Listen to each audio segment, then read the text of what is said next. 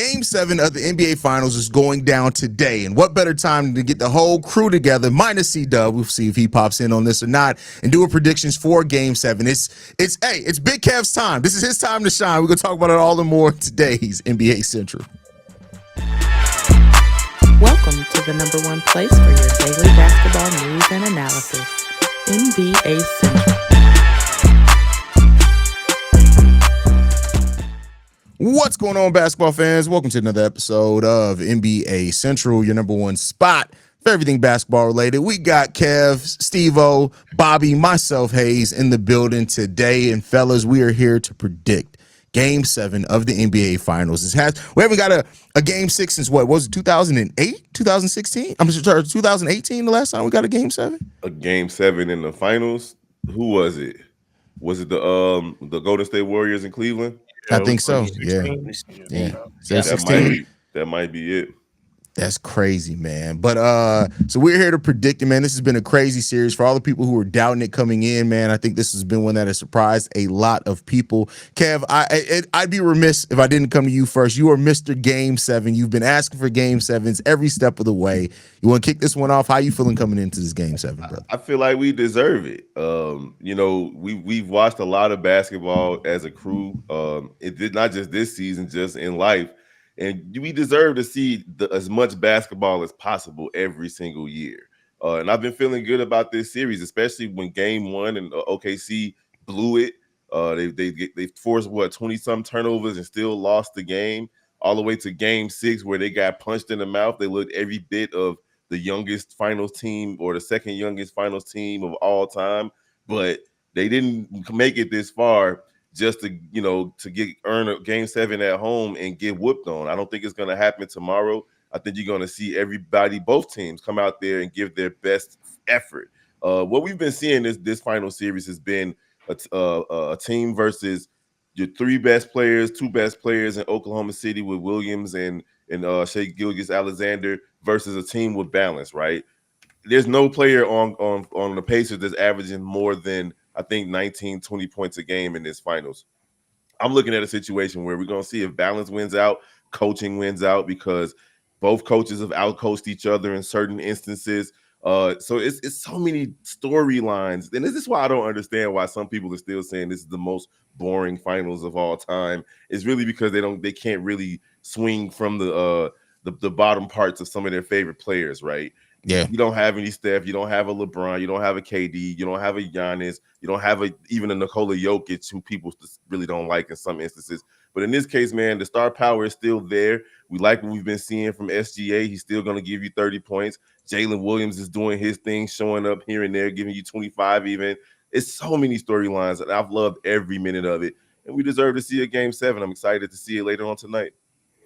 Man, tonight is going to be fun. I wish Father's Day was today. I ain't gonna lie. It'll be the perfect thing. But hey, we still gonna be able to celebrate and watch a hell of a game. I'm interested to see the coaching matchup between Rick Carlisle and Dagnall, just because Rick Carlisle coached his tail off the last game in Game 6 to where he switched up some of his defensive stuff, and it really shook the game, at least after that little 12-2 start from OKC. The Pacers, they came back and they absolutely took care of business, and then they got a small victory out of it. You was able to sit Tyrese Haliburton pretty much for the rest of the game after you took care of business, and they was flying all around the court on defense. But it's gonna be interesting to see in this game, how do the OKC Thunder adjust, because man, we heard all season long they the best team in the NBA. They got 68 wins. They potentially could be the start of their dynasty. This is the MVP now on the team. So many storylines intertwined in this right here, and then in the Indiana Pacers, if they just win it. Me, Steve-O, and C-Dub, we had a conversation about how good basketball is right now in the state of Indiana. If they get a championship, and then, what I'm saying, I'm not saying the Fever are going to win a championship, but the excitement within just the state is just crazy. So it's going to be a hell of a game, and I'm interested to see how it all shapes out, because the storylines after the game, whether whoever wins, it's going to be crazy and ridiculous, and going to have a lot of us having multiple conversations regardless of the winner. Yeah. This is my type of finals. I don't have a dog in this fight, a horse in this race. I'm just sitting here watching basketball, and to me, I like it more importantly because it's not the big names. Because, like I said, I feel like you see the best type of basketball because it's not super athletes going head to head. You see two skillful teams that's going head to head. You see, SGA don't got is not the greatest athlete. He just beat you with pure skill. You're seeing Jay Williams athletic, but he's still beating you with pure skill. You're seeing the coaching matchups out there. You're questioning why this coach is not doing this at this certain time. Why this coach didn't react to this certain time. It's the mathematics and everything about basketball that I've gained to love about this whole game. So I've loved it. I feel like this is the since 2016. This is probably one time I can remember every single game in the finals or Mm. every single games in the playoffs. I didn't really watch the players as consistent the last few years. This playoffs and this final, it was just a perfect combustible situation for me. So to I like it just because I don't know what's gonna happen. You can go out here and say that OKC can win because they the best team in the West or the best team in the league. They can put up numbers, but last few games I've been seeing the OKC that's shook, that's tired, that's weary. And when you come out and punch them in the mouth, it's kind of hard for them to recover. And you're seeing to me in the Indiana team that's kind of just been if they players don't show up, they lose, or if it's just a couple coaching blunders like not keeping TJ McConnell in the game, or not putting certain people in the game, or taking them out in a certain time. It's little things like that that's gonna result in who's gonna come out with the trophy at the end of the day. So I'm cool with it. I can't wait for tonight. It's gonna be it. It feel like 2016 when LeBron and Kyrie went against Golden State. Stephanie. Yeah, this series has been for the people who've talked about this series like it's been boring or whatever else. I feel like it's just because that they don't know how to appreciate X's and O's basketball. Like when you look at the way that each of these teams have gone on runs, answered runs, each game has had its own storyline within the game. It hasn't been the same thing each and every game. Like you don't know who's going to step up. The Pacers, like they've won games where Tyrese Haliburton has scored 12 points, right? Those are things that have happened here. Like this has been one of the most exciting final series in a while. If people aren't appreciating because they're not seeing Steph, Jokic, or LeBron in it, that's on them. Let the people who like talking hoops and enjoy talking hoops for what it is. Let us enjoy this series because I don't know one person who actually loves the game of basketball, not just loves the names, but loves the game of basketball, who's not thoroughly enjoyed this series. And keep in mind, I'm Mr. 1,562 podcast. Like I talk to a lot of people each week. There have been a lot of people that have enjoyed this series. So I think that there have been different things that have factored. The coaching has made a huge difference in this series. Rick Carlisle's coached his absolute ass off in this series. Mike Dangold has adjusted to some things, but I think Rick Carlisle has done more on the fly. But then you look at players and what they've done. But that gets me to the thing that I want to talk about. Chet has been almost a zero for like 3 games in a row. Bro. How important is it in game 7 that they see a bigger game from Chet? They're gonna need to see a big game from anybody who steps on the floor, but especially Chet Holmgren, because he's being outplayed by Miles Turner right now on the other side. And at the end of the day, they didn't draft him. What was he, a number 2 overall pick? That was like right Top behind three. He was top three. I know. right behind Wimby. He was in that range, right? So this kid got to go out there and leave it all on the floor. And it's gonna be excuses, right? He's nursing this injury, he's nursing that injury. It's game 7 of an NBA final, so this is like game 98 for most of these guys or something like that. He's gonna have to play through it. You got Tyrese Haliburton coming out in game 6 and not even looking like he was hurt in game 5. You know what I'm saying? Like he was out there flying around like he was in game 5. He could barely push off on that leg. They must have shot him up with whatever they shot people up in the program. And Cortisone. Right, they gave him that cortisone shot. He was ready to go. Young man Chet, because he's what, 22, 23 years old, maybe. That kid better go out there and put everything on the floor. And I'm expecting to see him do it tonight. I'm expecting like what, 2 blocks, double-digit points, close to double-digit rebounds, because you can't get outplayed not just by Miles Turner, but Isaiah Hartenstein out there outplaying him too. His own teammate is outplaying him. You got to give your all, your best foot. This is the NBA Finals. We're not talking about game 13 of the season. We're talking about everything's on the line tonight. He got to go out there and do way better than he's been doing the last couple of games. I agree with you on that because I don't believe I'm by myself, but Alex Caruso, he had a better series than Chet Holmgren too. And Oh, Alex Caruso, absolutely. you just supposed to just let him be Alex Caruso, the Swiss Army knife that he is. And Chet Holmgren, to Kev's point, this is it. Ain't no more games after this. I was talking to my son and telling him, hey man, ain't no more basketball after tonight, bro. Upset. You know what I'm saying? But it's good because we rolling around to some other things, but that's another topic. But I think that Chet Holmgren, bro, you getting pushed around in Kev. He getting outplayed by Miles Turner, but Miles Turner ain't doing much either. Yeah, Miles Turner hasn't had an amazing series either, but I tell you what, Pascal's outplaying him too. Now Pascal's having himself a series. Yes, but look that's at this. The crazy part. Chet is the biggest problem is as big as this dude is. 8 rebounds. Not even just the rebounds. He's shooting 35% from the field. Like how? You when you're 7 feet, you gotta be hovering around 50%, and in most cases above 50%. And to make matters worse, he is the ultimate will live for Indiana. My man is shooting 11% from three. Stop shooting. Right, he be missing bunnies at the rim too. Bro, he's shooting 3 threes a game. He's shooting 3 threes a game and missing pretty much all of them. So he got to figure something out, Joe. It's crazy. It's called the weight room because he be on his ass more than fucking Allen Iverson. That is true. That's factual right there. He falls off anything. Pump fake fall. Turn around fade fall. Put back fall. That's the problem. Like he's getting pushed around too much. You can't be 7-0 and averaging under 10 rebounds. That's just not acceptable. The fact that he's not, I won't say Obi is outplaying him, but he has more impactful moments than Obi. Obi has more. Like Obadiah is outplaying him. Absolutely. That's what I was gonna say. I'm just being nice, but the fact that Obadiah is coming off the bench and give you way better production, way bigger impact, it's insane. It's insane for you to be a top pick. I get it. People gonna come. Oh, he's coming off injury. He's young. He's learning. He's getting. There's a lot of motherfuckers that young. They got the shit done when it was time. So at the end of the day, if he could just give you a solid percentage of 15 and 10 and not shoot 30% from three and not shoot ass from the field, they can win this game. Bro, he's shooting 11%. He's shooting 11% from three and 30%, 35% from the field. Chet Holmgren is putting up a Jalen Green type final series, and Chet is too good for that. He's too good for that. He putting up a Kevin Hodge type final series. I could give you 11% from three. Tyrese Thomas, 1 for 15. I'm in the game. game. How you gonna come in here shaking your head, C-Dub? What's going on, boy?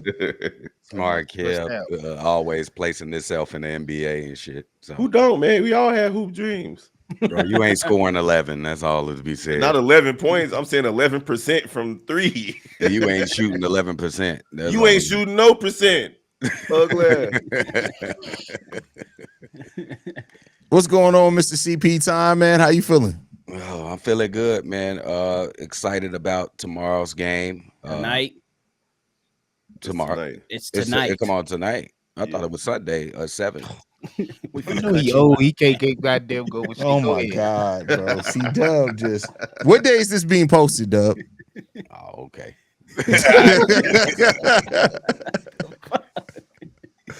Anyway, Dub, Jesus Christ, bro. Don't come to the pregame meetings and come here ruining everything. Like, what are we doing? Oh, how you feeling about this game 7, Dub? Oh, man, this is going to be one of the most competitive games we've seen in a long time in the NBA when it comes to playoffs. I think the OKC Thunder really blew it last game when they played like they got a game 7 in their back pocket, to be honest. And that's really not the way to go about it, especially in the finals. I think the Indiana Pacers carry a lot of momentum into game 7. They can go into this game playing with no fear and really play free. OKC probably with a whole bunch of pressure. They were supposed to win this finals. They got the MVP. 68 games they won in a regular season. So they were supposed to win. Indiana coming in this game playing free. This is going to be a tough job for OKC Thunder. And they're a young team to add that into the mix. it's gonna be tough for OKC. I think both teams gonna be the nerves is gonna be nerves. Playing free in the game 7 in the finals, I don't know, Dub. I can't think of anybody that's gonna play freely in the game 7 Especially they on the all road. I'm saying Indiana is. Yeah, on the road in Oklahoma City. Yeah. They should play free. I- I mean, listen, the thing is that the Pacers, even if they lose this, people are going to be like, they lost to the Thunder, lost to the best team in the league. The Pacers should be in here to come free. They playing with house money right now. Not that many people had them pegged to come this far. Go ahead, Steve-O. But you also got to think of it's also the mindset of I might not get back here again. Mm-hmm. That's a lot of things that That's go true. through their mind as well. So that's my thing. Like, if this was a team full of players that been through the playoffs multiple times, been to a final or two, then I could be like, okay, that you can see some freedom in their mindset because they've been here before. None of these motherfuckers know how this feel. Nobody. The only person that's probably somewhat relaxed is Jim Carrey over there. And He the Pascal. only, and maybe in Pascal because he been here before. Everybody else, this is foreign territory for them. So I think maybe that first half might look weird, might be shaky. I obviously see some nerves, but yeah, I don't think they just gonna come out. Both teams just gonna come out cool, calm, and collective. It's the finals. No way. I disagree. I just think the Indiana Pacers have proved throughout these playoffs that they play ball with no fucking pulse, bro. I think I agree with Dub here. I think that's just been the Pacers' motto. I think they play free with everything. They came into the elimination game in game 6 and just did their thing. Yeah, so that's true.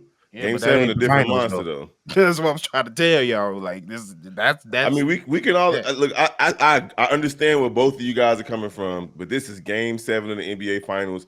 I mean, you know, we gonna different see. type of breed. It's a different type of monster, man. Like that crowd gonna be extra talkative tonight. It's gonna Not be even that. Like gonna be a few the monkeys on that game court the tonight. night I'm telling before that, getting sleep, you. motherfucker. Yep. Ain't nobody shit like sleeping. that. Nah, Like you ain't yeah, nobody like, sleep. I'm pretty sure before that game, motherfuckers was sleep. Like, okay, we just got a big game tomorrow.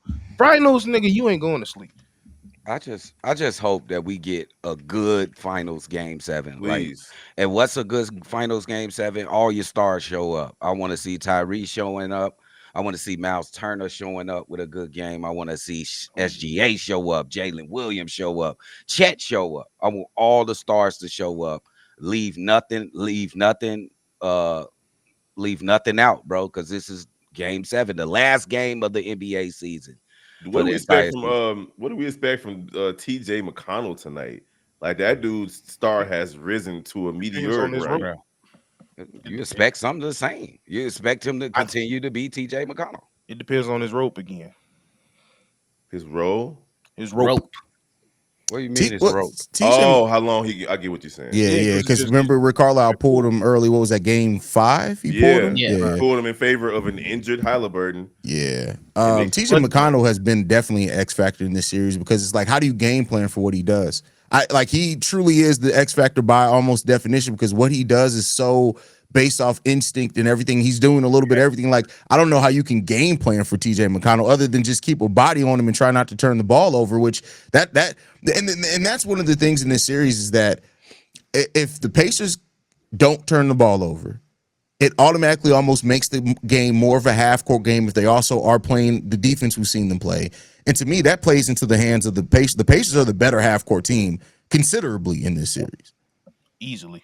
And that man TJ McConnell plays so damn hard. It's just ridiculous because sometimes people, some guys, they just got that motor. And everybody know, you know what I'm saying? We hooped at some level and it's just that pest on the damn basketball court. You like, bro, chill. Like, chill. The game just started, we already about to get ready to wrap this up. It is game 7, so you can imagine that TJ McConnell about to be out there going crazy. He plays so hard, bro, and get those 50-50 balls. That's gonna be the difference in the game too, as well. It's gonna be who wants it more.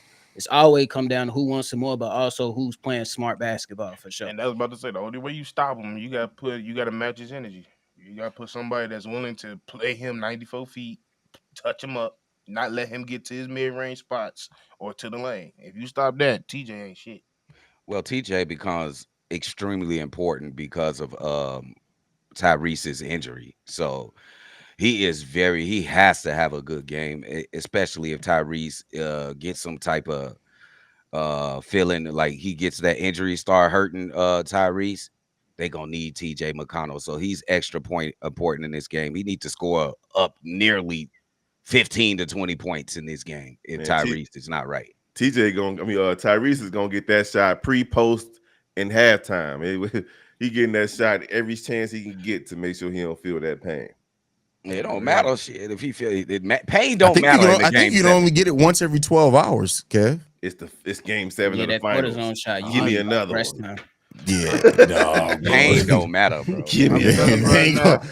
He gonna be on something. You trying to get some? You trying to get? Oh yeah, he gonna be on something. Like, Make no mistake about it. Where that book of sugar at? Whoa, it's at the 70s, bro. Like it's crazy. But it is Oklahoma City. Yeah, that is true. What you saying? You gonna take some crystal meth? It's a meth. I was about to say that's meth out there, isn't it? As long as I can't feel this motherfucker, he gonna whatever y'all gave Patrick Mahomes, give it to me.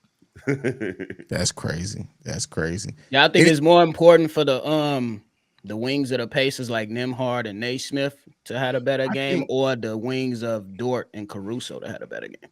I was just about to say it's all OKC most important. If they want to win this game, the others got to show up because majority of the stars outside of Chet have shown up for the most part of this series. It's just been the others. That's been the problem with Indiana. They players is showing up, but the others like Obi, Nembhard, the people off the bench, they're coming in and being a big impact. Wallace only had one good game. He got to have another one. Well, we already know that Oklahoma City's top heavy. So to answer your question, Bobby, absolutely, and to agree with what you just said, Steve-O, absolutely. The others from Oklahoma City have to show up in the way that they have it in this series. We already know that Indiana's going to give you that balance. They already have how many? Let me see. It's like 6 or 7 of them that's averaging double digits. 1, 2, 3, 4, 5, 6, 8 of them averaging double digits. That's crazy.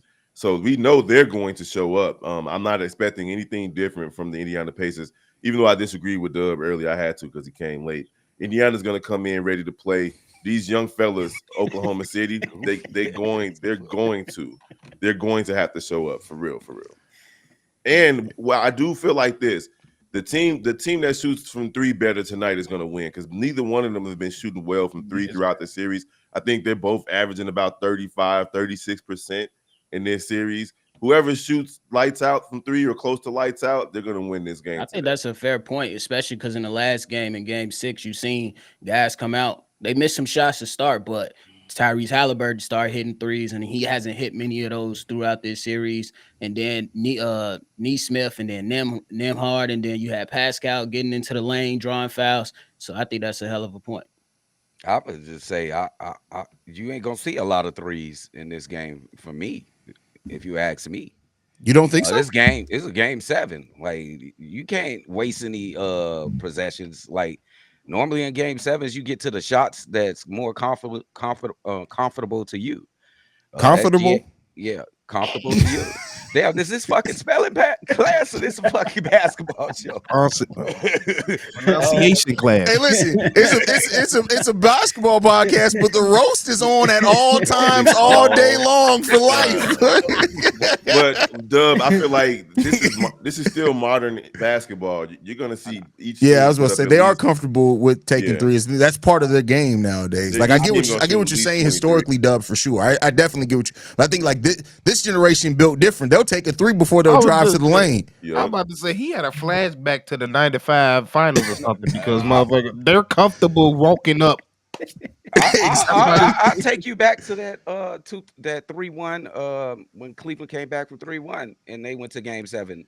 They did not shoot a lot of. But that's because Cleveland wasn't a good 3-point shooting team to begin I'm talking with. About Golden State Warriors did. Golden State absolutely took their normal number of threes. How many threes they took? You got it. You want me to go back? What 2016? Right? It was like 60. Exactly. If it's like 16, how we gonna say that? And how we gonna say that? Normal value. When Kyrie just game winner pull up 3 in your mouth. Well, that's 1-3. It's one. It was like 20 seconds to go. But I'm saying we're talking about the comfortability of it. That wasn't a comfortable shot by any means. Well, that's Kyrie though. Well, you know what I'm saying? That don't Kyrie is comfortable in any situation offensively. Yes, He he is. has more comfortable spots. He A comfortable in his a situation. pull-up three in the finals, he was hot and he felt it. That one He felt comfortable. that. He wanted That one that. comfortable. He felt Shit. that. That don't sound comfortable. I don't know what the fuck. That sound comfortable. It do sound like a comfortable. feeling, and the comfortability is two different things. Comfort Wait, is a feeling. hold on, because we about to get into this. Don't get me. Nigga, I've had Being a lot of comfortable is a feeling, motherfucker. What the hell are you talking about? no. I'm saying having the feeling of being hot and the feeling of being comfortable is two different things. That's what I was saying. Yeah, okay. I'm not saying it's not a feeling. I got a Look at feeling. who's 40 trying to 41 trying to go back to threes. school. Yeah, now. we know they shot 41 threes. 43 C-Dub. in game 7. The 41 threes in But game 7. a team with Steph They shooting and Clay, that like and Clay. that was prime Clay too. Yeah, they was Iguodala shot a few of them too. Like that was How many of those threes? that was still the Golden State Warriors that fully relied on the analytics of the three too. Yeah, like, that's true. How many That's threes very did they make? Probably like what? Damn, I didn't. You would ask that after I back out the damn section. I mean, you should, when you pulled it up, you should have seen it automatically. I focused on what you asked me. The numbers are because he normally trying right to next trying to each find other. a new narrative. That's all. He No, doing. Exactly. not. I just want to know how many did they make. That's it. Game 7, 15. Yeah, they made 15. 15 or 4. That's why they lost. I mean, yeah, they was 30%. well, What's that? 30%, 35. 36%, which isn't a bad. That's not a bad percentage, but it's not great. Yeah, so that tonight I don't think it's gonna be any different. Back to what Doug was saying, I think both teams are gonna shoot 20 plus, 25 plus threes. It ain't gonna be up in the 40s, but they will be shooting that, especially that corner three. I was just looking at it. The Indiana Pacers thrive on the corner three. They've taken 27 corner threes from the left side and 38 corner threes from the right side in the series, and they're shooting 37 and 52% respectfully. So like on the other side though, Oklahoma City cannot hit the corner three. They're 9 for 30 from the left side and 8 from 15 from the right side. So that three ball is gonna play a major role tonight. Hell yeah. It really ain't no adjustments to be made, bro. You've been playing each you other know- for you know 6 what it straight is. games. Yeah. You tired of looking at each other. This the last game of the season. All Oh, yeah. that shit is out the window. Ooh, how many texts tonight? It's gonna be at least one tech call tonight. It's coming from Rick It gotta be. Carlisle. Who? How about It Gotta may be. be, hey, bro. Rick Carlisle, when they miss an assignment, he be looking disgusted, bro. It don't Telling you. like they only had 10 turnovers last game. On the third turnover, he was over there looking like. I'm like, damn, Rick Carlisle look like he about to smack somebody, bro. It's 3 turnovers. Calm down. that nigga nose be in his fucking Hey, forehead. That's how James I'm Johnson might get a tech from the bench. That dude came in the game for 15 seconds, was fighting. That's his role at this point. He's the enforcer. That is his role, I bro. ain't gonna lie, that was a Marina Mabry crash out. You know, it took that man 4 seconds to get mad. I'm like, damn. Anyway, All all right, right, let's call get it. into the final predictions, man. Game 7 predictions. Let's do it. Who wants to go? Kev, we got your game 7 merchant. Go ahead, bro. Who you got winning? Oh man. I'm going with the home team. I'm going with the home team only because they're at home. And it's not because they're the better team at this point. I think they're evenly matched. But that crowd, that energy, the turnovers, because at home, Oklahoma City's been forcing a lot of turnovers. And unlike game 1, they're going to capitalize on them tonight and get the win. It's not going to be a blowout, but the score is not going to look as good as the game was by the time we get to the end of the fourth quarter. I got Oklahoma City winning game 7, getting their first franchise championship, SGA with the finals MVP. Nice. I'm gonna go ahead and second that. I got OKC. To Kev's point, I think that home crowd is definitely gonna have guys a little jittery to start off. I do think that the Indiana Pacers got a strong chance though, but I think that SGA, hey, you the MVP. We got to see you close this one out. So I'm gonna see if he do it, but I'm gonna go OKC, and I'm gonna get Shai with the Finals MVP as well. I'm gonna go Indiana. I pick Indiana before this series starts. Why would not go off of that? I just think they got the momentum. They play free to me. OKC will be in a lot of pressure because they're supposed to win this series. This series is supposed to have been won, and really, in my thought, you got the MVP over there, 68 wins. You're supposed to win the finals. And a MVP. I'm gonna give it to Tyrese Haliburton. He gonna have a historic, a crazy game today. A crazy 30-point game from Tyrese gets him the Finals MVP.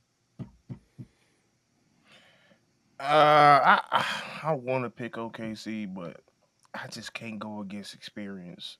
I just think Jim Carrey gonna keep them afloat when times get rocky. He gonna keep them afloat, and I just think I don't know. I just feel like this team just got the spirit of the Joker in them.